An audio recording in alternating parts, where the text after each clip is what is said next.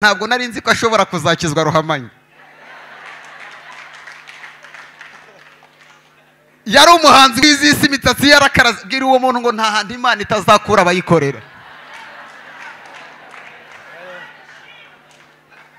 Igitondo kimwe duhurira muri ADPR Nyabire, nanjye nari nagiye wa muntu twigaga ku kigo kimwe muri segonderi. Ngiye ahantu ruhamanya nari nzi nk'umurara ku kigo, nsanga ngo niwe bateguye uragira gute urabwiriza. Yabwirije ni kumuteraho komanteri y'igihumbi. Aransohokana arambwira ati rega ntundebere muri yasuri ibintu byarahindutse.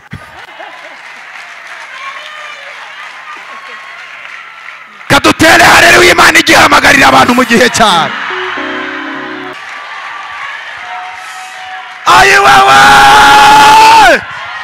Profeta yavuze ngo aho warengeye uwakuvuze nabi niwe Imana igiye gukoresha.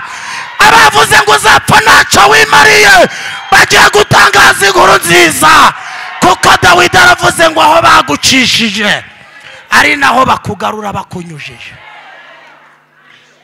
Siba ngo yakazanye agatereye ku rutugu ati umwami arakuntumye, aza agahetse ngo kahageze ngo Dawidi arakabwira ngo humura, umutima wazanye mu rusengero humura.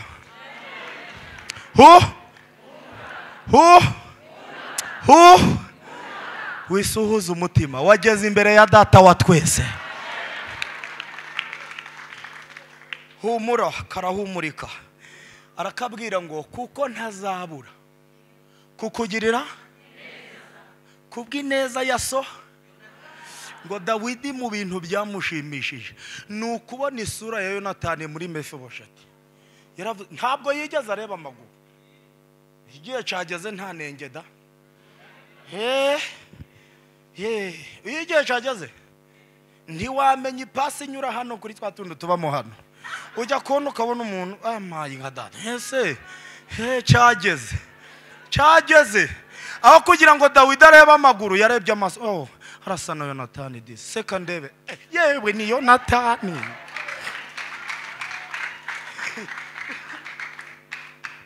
We Mefibosheti ateregani bati gumayo, asamugumeyo urukwasama urukwayuro nka Yonatani. Abantu babagategereza ko bavuga bati amaguru araberamye reka shwida. Erega Imana yaje niba hari ikintu kizi gukamufura, igisubizo cy'Imana kijya gisha inenge zacu zose. Igisubizo cyici kijya gisha inenge zacu zose. Ninde wababwiye ngo umuntu wasubijwe agira inenge? Nta muciro ubyina nabi, iyo ubyinnye ngo uca bagira ngo niyigezwe. Iyo ari gahoro abakire bari kubyinaga. Ayiwe Mana we, icamba Imana ikagusubiza ukareba ukuntu bijyoha.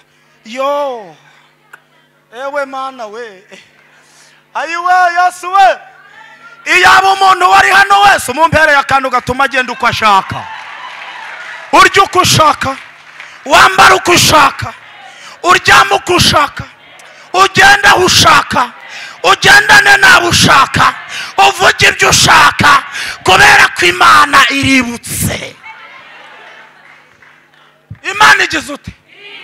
Iributse. Aramubwira ngo kandi imisozi yose ndayikugaruriye. Kandi icyo nkundira Imana ntabwo ishobora kuzana Mefibosheti kubera ko yamugaye. Urumva? Ntabwo yamuzana aje guhinga, azi imisozi irimo imyaka yeze. Akantu numvishe se, akantu mvuze murakumvise cyangwa asubiremo.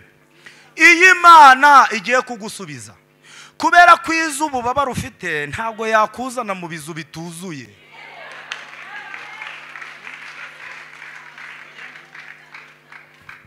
Adamu yamushyize mu byuzuye. Iyo bewe ko warema Yesu ugira ngo ubuzima urimo butunguye Imana.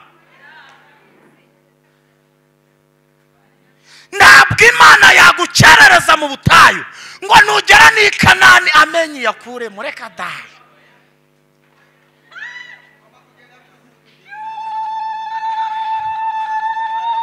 ariko mwanyikirije ko coje mwuka byara mwe tugiye kujya mu byuzuye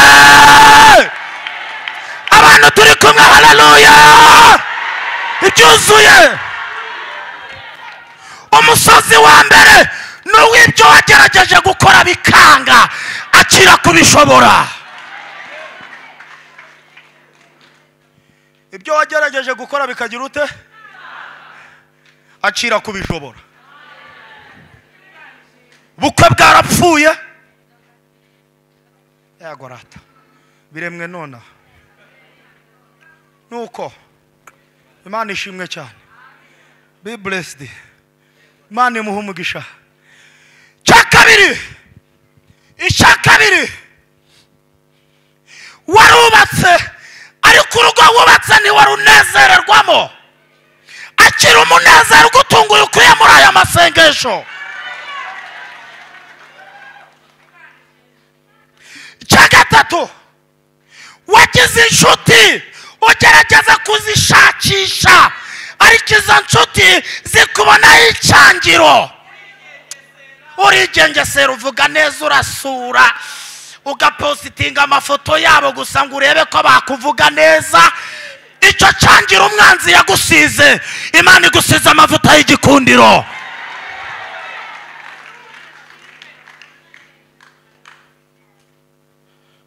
hari telefone zabaga ari iz'umugisha ku buzima bwawe yaraguhamagaraga ugahita ujya kuri botike ngo uyitabe ariko abantu babimenye baguteranya n'iyo telefone wayitabiraga kuri botike uti umufuka w'umuceri uri he kubera kuzi ko witabye telefone y'umugisha iyo telefone satani yarayimize ariko ndagira ngo ngutangarize ngo aya masengesho dusenze agiye kumubera iseseme agiye kuruka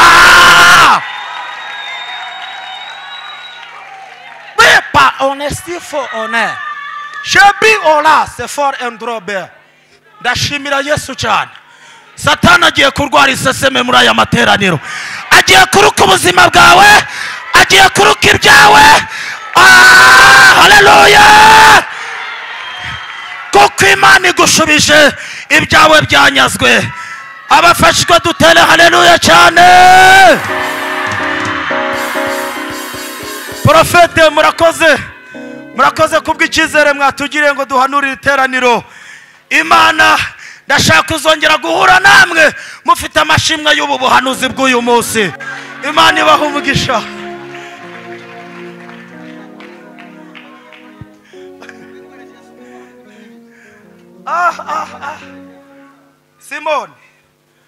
Simoni ampaye iminota 2 ngo mbabwire ngo kuri Simoni wikoreje Yesu iki umuki nimugira ngo umusaraba nakantu koroshye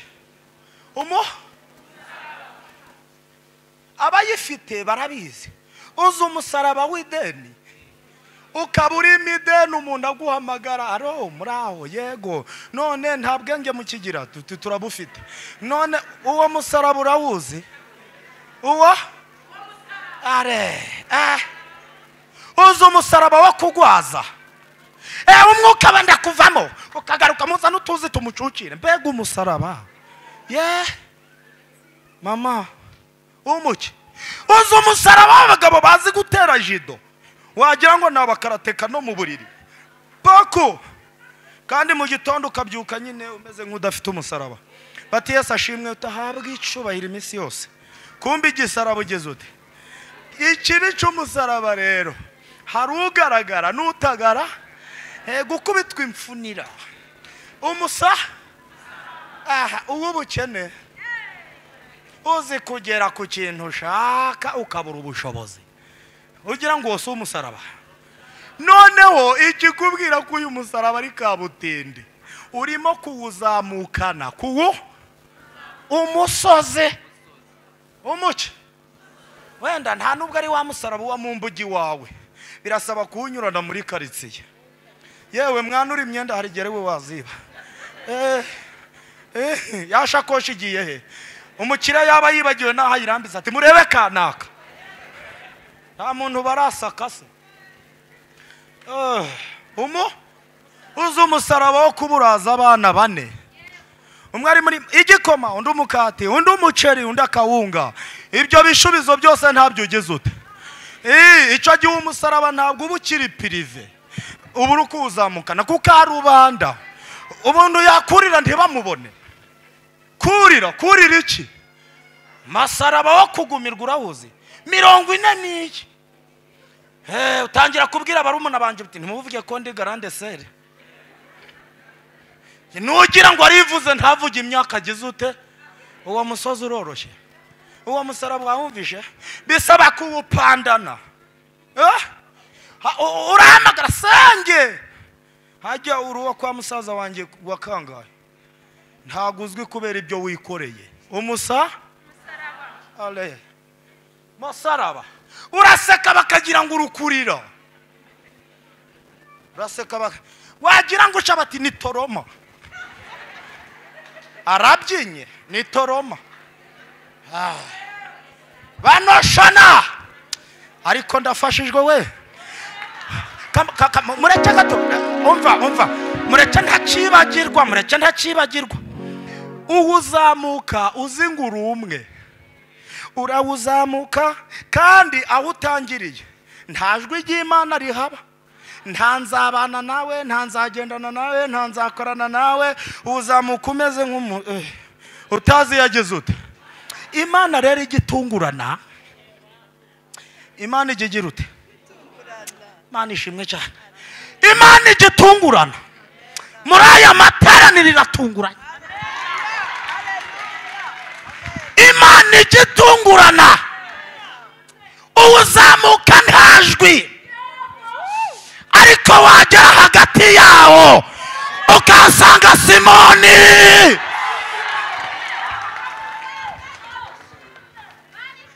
Simoni ntashobora kuhava utarahagera. Iyi imvura iguye iramunyagira. Ubu hari Simoni Imana yaguteguriye. Ubira izuba ryamwishe, iyi imvura iguye ntiyugama kugira ngo utatambuka yugamye, ahora ameze gutya. Ahabwa itegeko rimwe, uzahava ubonye Steven, uzahava ubonye mwene data. Nutabona usa nawe ntuzahave. Yesu rero agenda nta byiringiro n'intumwa zamutaye, yahagera ngo akumva umuntu umubwiye ngo muraho. Umuntu nsuhurije hagati y'umusozi abaho, hagati y'ikigeragezo cyawe, hagati y'imisi umazemo imisi. Haleluya! Akira Simoni ugiye kukwakira. Ideni ryakunaniye agiye kugishura, agiye kurihira abana bawe. Abantu babyakiriye dutere haleluya. Murakoze. Twongere dutere haleluya, tuvugirize Imana impundu. Imana ishimwe, Imana ishimwe. Ngiri uwo muntu muri kuba ngo Imana ikuzanire Simoni.